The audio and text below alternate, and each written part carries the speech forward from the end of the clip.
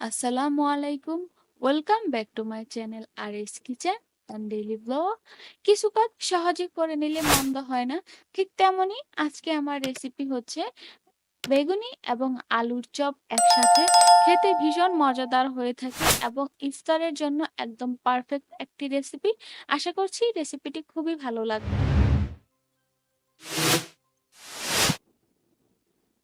তার জন্য ফার্স্টে আমি এখানে নিয়ে নিয়েছি ১ কাপ পরিমাণ বেসন।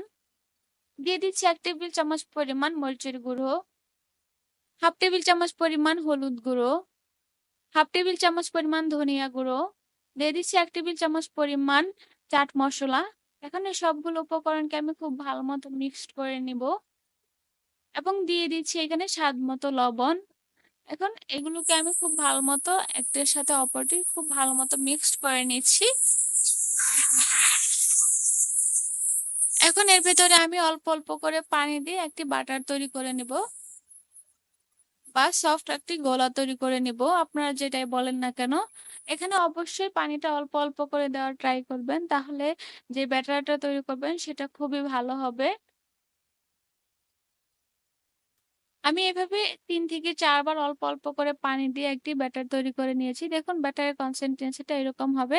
এখন আমি আপনাদেরকে একটি স্ট্রেচারের সাহায্যে এটাকে দেখিয়ে দিচ্ছি। দেখুন আমার স্ট্রেচারে কিন্তু ব্যাটারটা লেগে আছে। তার মানে কিন্তু আমার ব্যাটারের কনসিস্টেন্সিটা একদম পারফেক্ট আছে।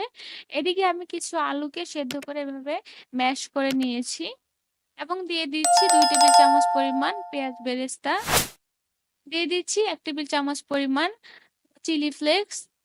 দিয়ে দিচ্ছি স্বাদ মতো লবণ এবং ধনিয়া পাতা কুচি। আপনারা চাইলে এখানে কাঁচামরিচ কুচি বা শুকনো মরিচের গুঁড়ো ইউজ করতে পারেন। আপনাদের পছন্দ অনুযায়ী সবকিছু মসলা এড করতে পারেন। এখন এগুলোকে আমি খুব ভালো মতো মিক্সড করে নিচ্ছি। ঝালটা আপনারা আপনাদের পরিমাণ অনুযায়ী দিবেন। আপনারা যে যার মতো ঝাল খেতে চান সেই অনুযায়ী। এখন এর ভেতরে আমি দিয়ে দিচ্ছি একটু চাট মসলা। এটার ফ্লেভারটা বা এটার স্বাদটা একটু বৃদ্ধি করার জন্য। এটা সম্পূর্ণই অপশনাল। আপনারা চাইলে এটা স্কিপ করতে পারেন।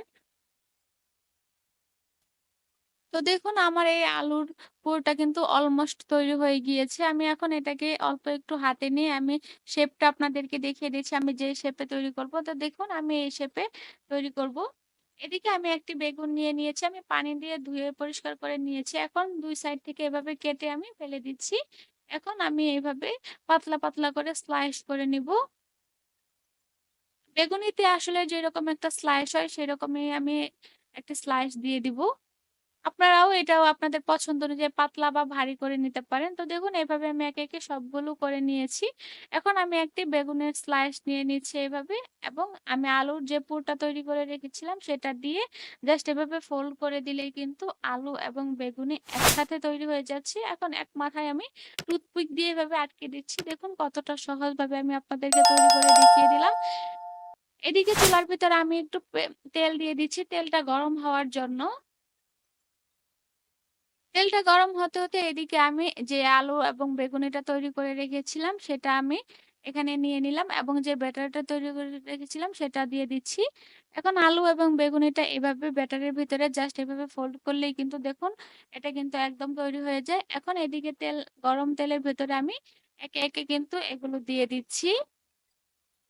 আপনারা নিশ্চয়ই দেখে বুঝতে পারছেন কতটা সহজভাবে আমি আপনাদেরকে দেখানোর ট্রাই করেছি। এখন এগুলোকে মিডিয়াম টু লো আঁচে এভাবে ভেজে নিব। মানে ব্রাউন কালার হওয়ার পর্যন্ত এগুলোকে আমি মিডিয়াম থেকে লো আঁচে এভাবে ভেজে নিব। দেখুন উপর থেকে একটু তেলটা ছিটিয়ে দিচ্ছি যেন উপরটাও খুব ভালো মতো হয়ে যায়। তো দেখুন কিছুক্ষণ পর আমার এই আলু বেগুনের চপটা কিন্তু অলমোস্ট ব্রাউন কালার চলে এসেছে। এখন এগুলোকে আমি উঠিয়ে নিচ্ছি। এদিকে কিন্তু এভাবে আমি একে একে সবগুলো আলু বেগুনের চপ তৈরি করে নিয়েছি। দেখুন মাশাআল্লাহ আলহামদুলিল্লাহ কালারটাও কতটা সুন্দর হয়েছে এবং দেখতেও কিন্তু খুবই ভালো হয়েছে। আপনারা যদি কোনো ঝামেলা ছাড়াই আলু এবং বেগুনের চপ একসাথে তৈরি করতে পারেন, অবশ্যই আমার টিপস অ্যান্ড ট্রিকস অনুযায়ী এই রেসিপিটি ইফতারে তৈরি করতে পারেন। একদম কোনো ঝামেলাবিহীন। তো এই ছিল আজকে আমার আলু বেগুনের খুবই সহজ একটি রেসিপি। আমার রেসিপি ভালো লাগলে অবশ্যই আমার চ্যানেলটি লাইক, কমেন্ট, শেয়ার দিয়ে পাশে থাকবেন এবং এরকম আরো নিত্য নতুন রেসিপি পেতে আমাদের চ্যানেলটা এখনই সাবস্ক্রাইব করে রাখুন। আজকের মতো এখানেই বিদায় নিচ্ছি। সবাই ভালো থাকবেন। আল্লাহ হাফেজ।